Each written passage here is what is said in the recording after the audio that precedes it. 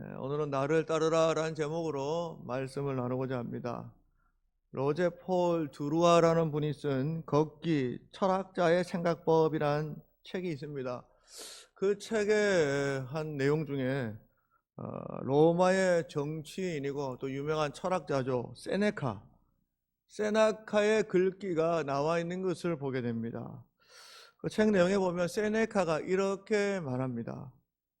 사람의 걸음걸임을 보면 그 사람이 어떤 사람인지 알 수 있다. 제가 이걸 좀 나름대로 이제 의역해서 표현한 말이고요. 이 표현이 좀 여성들이 좀 듣기에 불편해서 제가 그냥 의역을 했습니다. 있는 그대로 글귀를 읽자면 정숙치 못한 여자는 걸음걸이에서 드러난다. 이제 뭐 여성만 말하는 게 아니고 이제 모든 사람을 표현할 때 지금 하는 말입니다. 걸음걸이가 그 사람을 나타낸다라는 뜻을 가지고 있습니다. 사실 그 당시 로마에서는 모든 것을 이제 사람에 대해 됨됨이를 걸음걸이로 판단하였습니다. 우리나라도 사극을 보면 뭐 역사적 자료도 봐서 그렇습니다만 양반들 그리고 일반 백성들, 내시들, 왕 각자 계층에 따라서 걸음걸이가 다르다라는 것을 우리가 충분히 알 수가 있습니다. 심지어 인진왜란 때 생각해 보면 의병이 일어날 때 양반이 참여를 잘 안 했어요. 여러 가지 이유도 있습니다. 그죠? 왜 그러나? 이유가 여러 가지가 있습니다. 제가 말한 게 전부는 아니다. 이게 곡해하면 안 됩니다. 전부는 아닙니다만 그 중에 하나는 역시 걸음걸이도 하나입니다. 왜냐하면 어떻게 우리가 이 표현이 가기가 죄송합니다. 근데 그 당시의 표현 그대로 저 상놈들하고 똑같이 뛸 수 있느냐? 그럴 수 없다는 양반들은. 뛰는 일은 양반의 채통을 깎아먹는 것이다. 이런 생각들이 지배하고 있었습니다. 그래서 걸음걸이, 양반은 아무리 바빠도 뛰지를 않았어요. 그게 양반의 품격이라고 생각했다라는 것이죠. 그렇게 생각해보면 저는 이렇게 걷는 걸 보면 제 걸음걸이를 제가 생각해보면 그렇게 양반은 아닌 것 같습니다. 흥미로운 것은 유대인들도 걸음걸이에 굉장히 신경을 많이 썼습니다. 폼이 아니죠. 유대인이 신경 쓴 걸음걸이는 걸음의 폼이 아니고 걸음의 거리에 신경을 많이 썼습니다. 왜냐하면 안식일에 걸을 수 있는 걸음의 거리가 제한되어져 있기 때문입니다. 그래서 걸음을 되게 신경 써서 유대인들도 안식일에는 그 거리가 대략 2000규빗입니다. 2000규빗. 유대인의 그 전통에는 2000규빗을 넘을 수가 없습니다. 한 규빗이 46cm라고 저희가 상정한다면 대략 920m가 됩니다. 그러니까 한 1km 남짓, 그거 이상을 걷는 것은 안식일의 규례를 위배하는 것이다. 1km를 넘어가면 안 돼요, 걸음이. 실제로 출애굽의 현장에서 여러분, 언약궤를 중심으로 해서 동서남북으로 이렇게 딱 12지파가 에워싸서 이렇게 이동을 하죠. 언약궤가 딱 씁니다. 쓰죠. 그리고 장막을 설치해요. 장막을 설치합니다. 장막을 설치할 때에도 거리가 있습니다. 질문입니다. 거리가 얼마큼 될까요?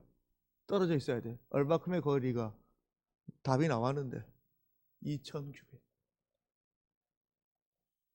언약궤를 중심으로 해서 모든 지파의 장막은 2000규빗 멀리에서부터 2000규빗을 한계로 되어 있어요. 2000규빗에서 이렇게 딱 세워져 있어요. 왜 2000규빗이 한계일까? 안식일에 예배드리러 갈 수 있는 거리가 2000규빗이기 때문에 2000규빗의 거리를 두고 장막을 지었다. 딱 거기에서 왔다 갔다 할 수 있도록. 그래서 이 거리는 안식일을 걸을 수 있는 거리였다. 그것을 굉장히 중요하게 여겼다라는 것을 우리가 알 수가 있습니다. 실례로 신약에도 이런 흔적이 있습니다. 우리가 한번 성경에 보시면 사도행전 1장 12절 말씀을 우리가 보도록 하겠습니다. 여러분 스크린에 나옵니다. 사도행전 1장 12절에 보시면 제자들이 감람원이라 하는 산으로부터 예루살렘에 돌아오니, 그 다음이 중요합니다. 이 산은 예루살렘에서 가까워 안식일에 가기 알맞은 길이라. 가까워 안식일에 가기 알맞은 길, 안식일에 가기에는 아주 알맞은 길이다라는 말은 무슨 말일까요? 거리 제한, 그 제한을 넘기지 않을 만큼의 거리에 떨어져 있다. 여기를 왔다 갔다 해도 안식일의 규례를 전혀 범하지 않는 아주 알맞은 장소다, 이런 표현이 나와 있는 것입니다. 요즘은 우리가 거리두기 한참 하고 있어가지고 이 말씀이 참 좀 묘하게 좀 다가오긴 합니다. 그죠? 이 거리 제한을 잘 지키는 자를 두고 신앙이 있는 사람으로 당신은 여긴 것입니다. 오늘날은 그런 거리두기 아니죠. 사람과 사람의 거리를 좀 많이 둬야 참 의식 있는 사람으로 취급하는 시대 속에, 참 요상한 시대 속에 살아갑니다. 그래서 사도행전 1장 12절의 말씀을 우리가 보면 초창기 우리 신앙인들조차도, 그리스도인들조차도 이 유대교의 전통에 있던 이 안식일의 규례를 결코 무시하지 않았다라는 것을 알 수 있습니다. 그런 맥락에서 또 하나 우리가 생각할 수 있는 것, 생각해 볼 만한 것들은 예수님께서 산상수훈에서 오리를 가자 할 때에 십리를 가주라라는 말씀이 다시 한번 새롭게 다가오게 됩니다. 오리를 가자라는 것은 이제 강제 부역에 대한 얘기죠. 로마가 부역을 시킬 때 법적으로 오리까지 딱 규정되어 있어요. 그러나 예수님께서는 그것을 넘어서서 네 마음으로 십리까지 동행해서 그 일을 해줘라, 아주 적극적인 사랑에 대해서 표현한 바가 있습니다. 그래서 신앙인의 걸음걸이, 그것은 이제 세상이 말하는 제한과 거리를 넘어서는 어떠한 특별한 것임을 우리가 이 말씀을 통해서도 다시 한번 생각할 수가 있는 것입니다. 네, 우리가 사실 우리 한국 사람들은요, 어떤 사람을 떠올릴 때에 걸음이 정말 특별하지 않으면 걸음걸이나 걸음의 그런 모습을 보고 그 사람을 떠올리지는 않습니다. 그러나 로마인들에게는요, 이 걸음이 누군가를 이해하는 데 아주 중요하였습니다. 마치 그 사람의 목소리, 음색, 표정, 웃는 방식, 몸짓, 제스처, 이와 동일하게 그 걸음걸이도 그 사람의 됨됨이를 판단하는 중요한 것이었다라는 것을 알 수가 있습니다. 그래서 앞서서 말한 이 철학자인 세네카가 한 말, 정숙치 못한 여자는 걸음걸이에서 드러난다. 여성분들 죄송합니다. 그 고대 사회의 그런 편협한 시각이 이 안에 있다는 것을 분명히 밝힙니다. 이 말 속에는 이제 사람의 그런 어떤 걸음걸이를 통해서 이 걸음걸이가 그 사람의 인격을 드러나기 때문에 걸음걸이조차도 하나하나 세심하게 잘 기울여서 걸어가야 한다. 이 표현을 지금 얘기한 것이죠. 저는 그러나 이 말이 우리 신앙인에게도 마찬가지의 의미로 다가오지 않냐 생각하게 됩니다. 신앙인의 걸음걸이도 그거 못지않게 중요하다.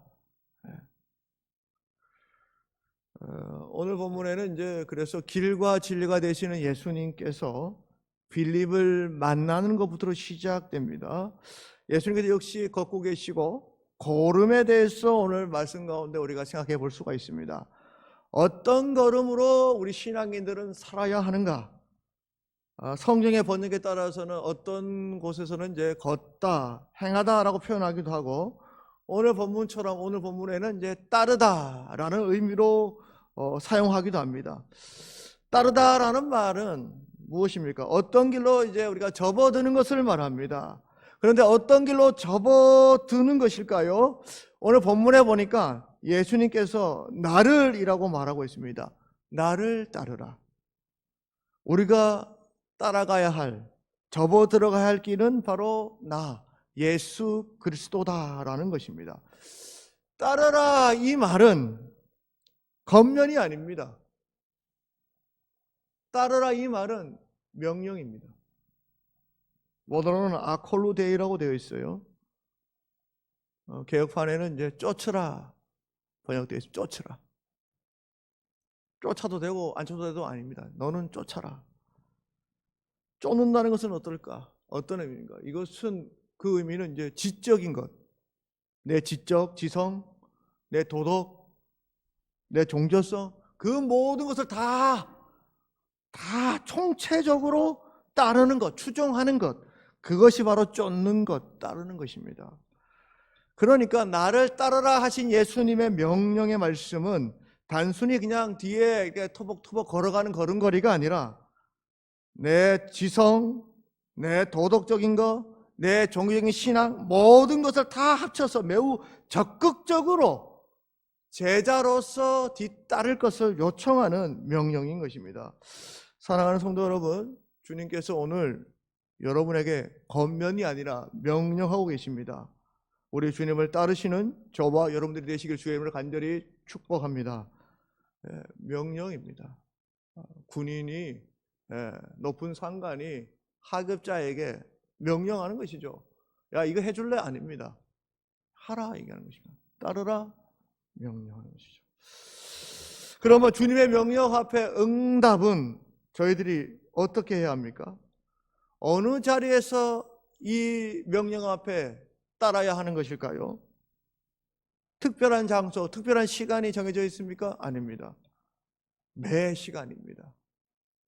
이 따르라의 명령이 적용되는 시간은 안식일 규례는 2000규빗 제한되어 있죠. 이 2000규빗에 제한된 거리는 안식일에만 해당되는 규례예요. 그러나 예수님의 나를 따르라 이 걸음걸이, 이 규정은 안식일에만 국한된 게 아닙니다.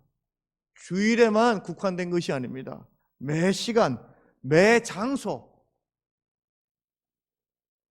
우리 인생 총체적인 삶 가운데 적용되는 것이죠.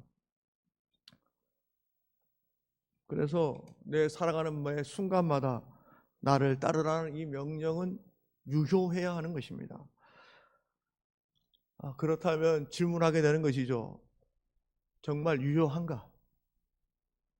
내 인생에서 예수님이 나를 따르라 했던 그 명령이 오늘 나에게 유효한가? 유효한 명령이 되고 있는가를 우리가 생각해야 됩니다.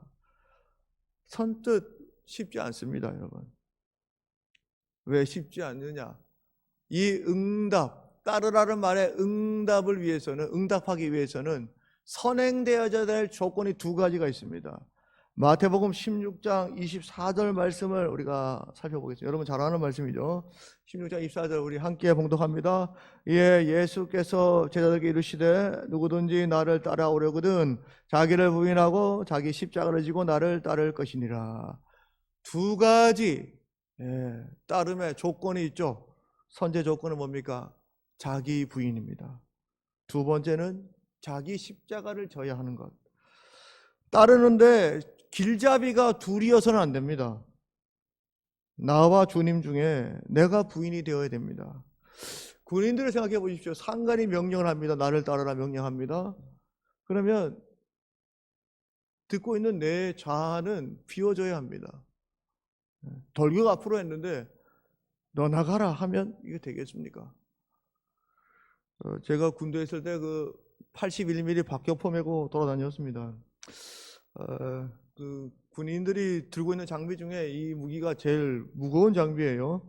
호려하는 몸에 군장하고 이러면 꽤 무게가 많이 나가서 근데 그거 버티면서 갔어요. 근데 행군하다 보면 되게 힘들어요, 여러분. 마치 이제 행군이 딱 멈춰지면 80이면 제일 편해요. 왜냐면 독일 앞으로는 안 하거든요. 그냥 포만 박아놓으면 이제 그 자리에 가만히 있으면 돼요. 그러니까 이제 행군할 때까지만 힘들어요. 이렇게 딱 들고 가는데 힘들면 이제 대충 어떻게 된다면 이제 고개가 자꾸 이제 고개가 숙여져요. 근데 어떻게 되냐면 이제 그래서 앞 사람의 발자취만 봐요. 남자분들은 다 아시죠. 그래서 이제 나중에는 어디를 보냐면 딴 데는 안 봐요. 그냥 그 사람 뒷발자취만 보고 이렇게 그 다리만 보고 계속 가다 보면 도착해 있어요. 이건 저만 그런 게 아니고 모든 군인들이 그래요. 앞장서서 대장이 앞장서고 뒤에서 군인들은 그 발자취만 보고 걷는다. 내 생각으로 하는 거 아니죠. 그거 계속 보고 하는 겁니다. 정말 중국 같은 고통 속에서도 계속 보다 보면 가요.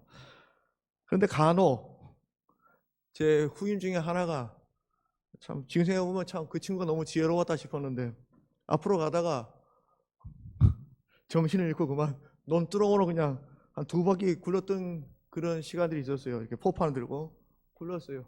그래 웃기기도 하고 당황스럽게 됐어요. 그래가 걔는 굉장히 갈굼을 많이 당했죠. 굴러 떨어져가지고. 그리고 나서 걔가 그 훈련이 끝나고 나서 중대장이 그 친구를 PX병으로 이렇게 보내버렸어요. 그래서 그 녀석 되게 지혜롭네 그런 생각을 그때 한번 했던 기억이 납니다.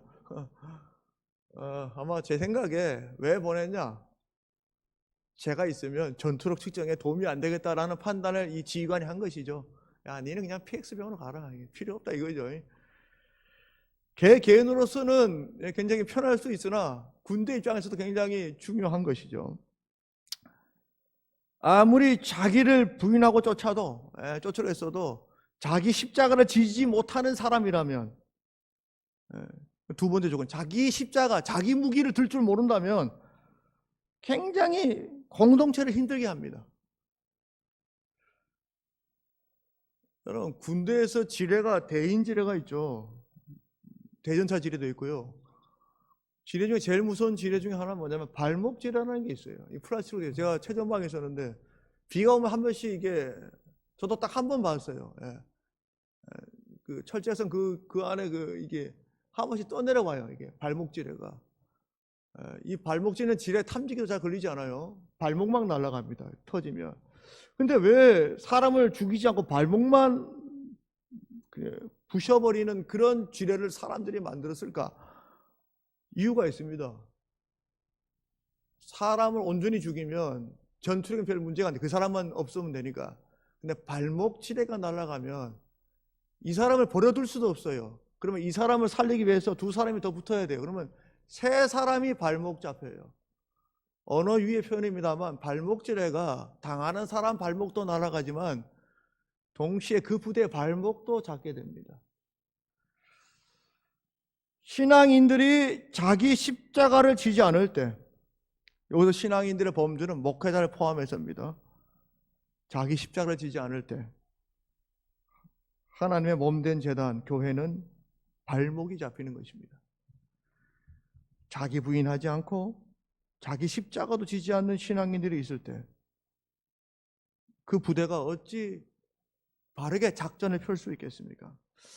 저는 여러분 한 사람 한 사람이 자기를 부인하고 자기 십자가를 지는, 정말 예수님의 명령에 따르는 귀한 믿음의 군사들이 되시기를 주의 이름으로 간절히 축복합니다. 그래서 우리 걸음이 예수님의 발목을 잡는 걸음.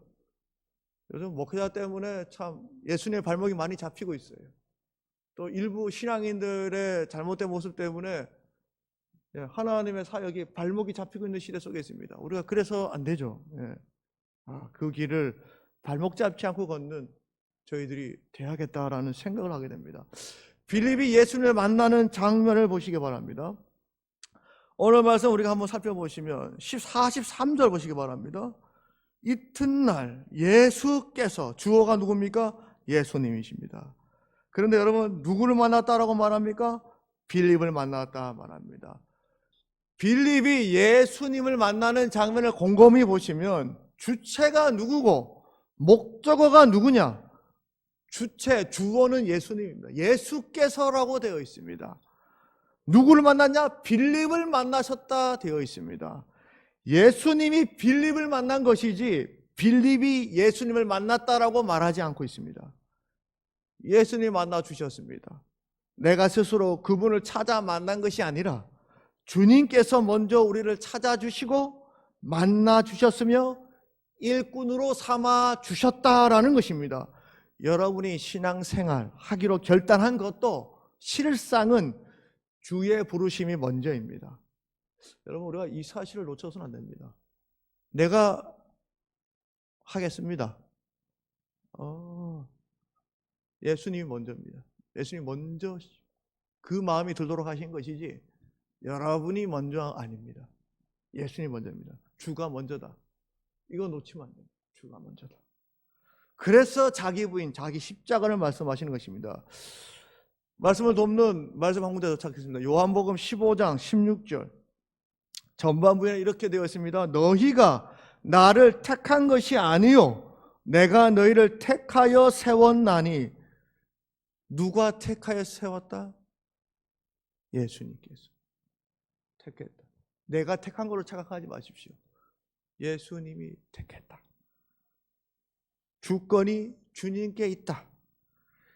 이건 우리 삶 전체로 소급되어야 하는 것입니다. 빌립을 찾아 만나 주신 주님, 그분께서 말씀하십니다. 나를 따르라. 그 음성 앞에 빌립이 응답 반응하는 것입니다. 그의 반응, 그의 응답은 어떤 것인가요? 성경은 그가 따랐더라, 직설적으로 그의 따름을 표현하지 않았습니다. 고백의 그런 메시지도 나와 있지 않습니다. 그러나 이어지는 사건을 통해서 빌립이 예수님의 따르라는 그 명령 앞에 순종했다라는 것을 그의 삶을 통해서 확인할 수가 있습니다. 내가 꼭 따르겠습니다, 이렇게 말로 표현하지 않아도 알 수 있는 것들이 있습니다. 사실 오늘 제가 말씀을 통해서 이 얘기를 가장 하고 싶었습니다만, 그 김은하 씨가 쓴 릴케의 침묵이라는 책이 있어요. 거기에 보면 이제 시인 중에 랭보라는 시인이 있죠. 그 랭보라는 시인의 얼굴이 그려져 있는 엽서를 프랑스 여행하다가 하나 구입한 게 있습니다. 그 책에 보니까 그 옆에, 랭보라는 시인 옆에 글귀가 하나 적혀 있는데 여러 가지를 생각하게 만듭니다. 엽서에 딱 하나의 글귀, 단어가 딱 적혀 있어요. 제가 불어를 잘 못해서 혹 불어를 전공하신 분들이 보기에는 목사님 불어 발음이 아니고 영어 발음인데요, 이렇게 지적할 수도 있겠습니다. 제가 몰라서 하는 거니까 이해해 주시기 바랍니다. 제가 그냥 느끼는 대로 읽으면 레인디시블이라고 되어 있습니다. 표현은 뭐냐면 말로 표현할 수 없는 것. 한 사람의 자화상이 그려져 있는데 옆에 말로 표현할 수 없는 것. 한 사람의 실존, 삶, 탄생, 죽음, 아픔, 눈물, 슬픔, 그 모든 것을 어찌 말로 다 표현할 수 있을까요? 그러나 말로 표현해도 보여지는 것이 있습니다. 그 사람 얼굴만 봐도. 우리 사진, 깊이 있는 사진 작가들의 사진, 한국인의 얼굴, 이래서 그 사진 전시회 한번 간 적이 있어요. 여러분도 한번 간혹 매체를 통해서 본 바가 있을 것 같습니다. 어른의 열심히 살았던 세월의 흔적이 있는 그 주름이 자글자글한 손,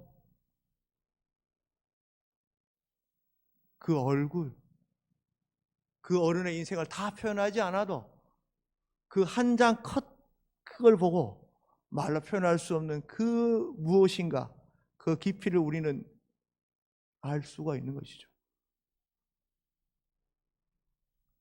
어떨 때에는 신앙을 말로 표현하지 않고도 알 수 있는 것들이 있습니다. 오늘 빌립이 그렇습니다. 우리는 신앙을 말로만 표현하는 것으로 생각할 때가 있습니다. 주님 사랑합니다, 주님 찬양합니다, 경배합니다, 주님 따르겠습니다. 말입니다. 그런데 우리는 이것이 주님을 따르는 것의 전부가 아니라는 것을 누구나 다 압니다.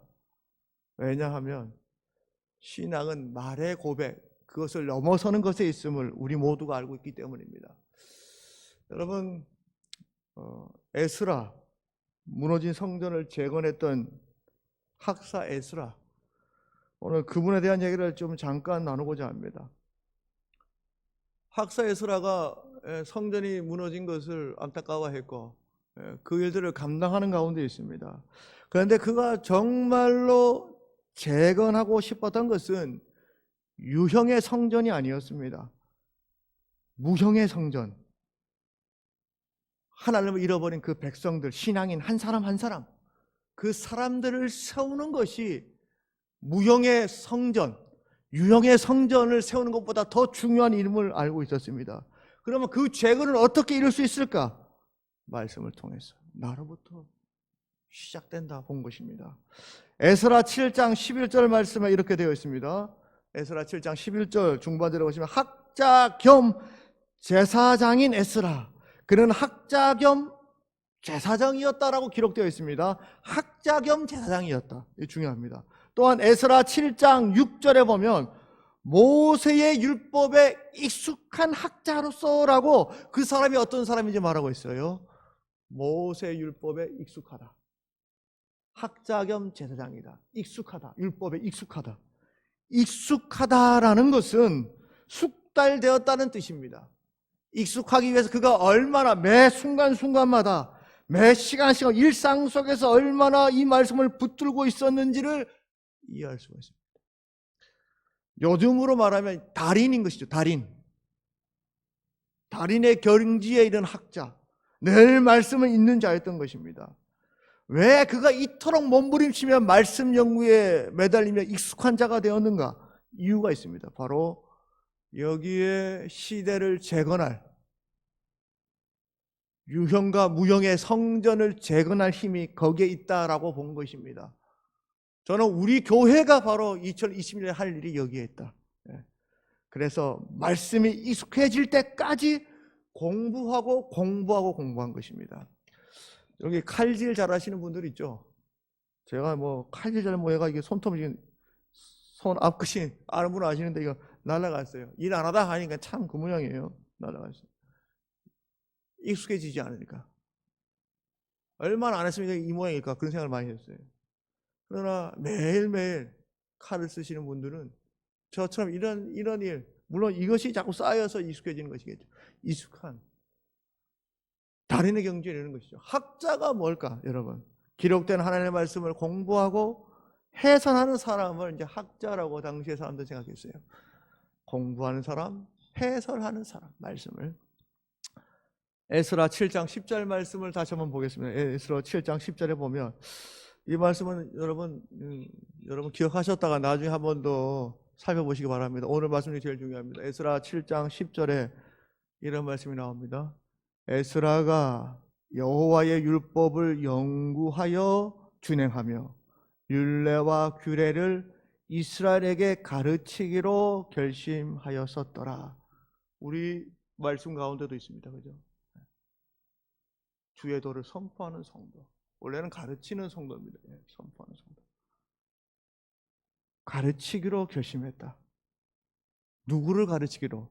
이스라엘을 가르치기로 결심했다. 그런데 이 말씀의 순서가 중요합니다. 다시 한번 10절 말씀을 보시면 율법을 연구가 1번입니다. 연구 1번. 이 순서 연구해야 된다. 가르치는 건 뭔지 아닙니다. 연구하는 거 못 가르쳐요. 저도 말씀 연구하고 들어오거든요. 연구. 두 번째는 뭘까요? 그다음 준행. 누가 준행하는 걸까요? 말씀을 연구한 사람이 준행.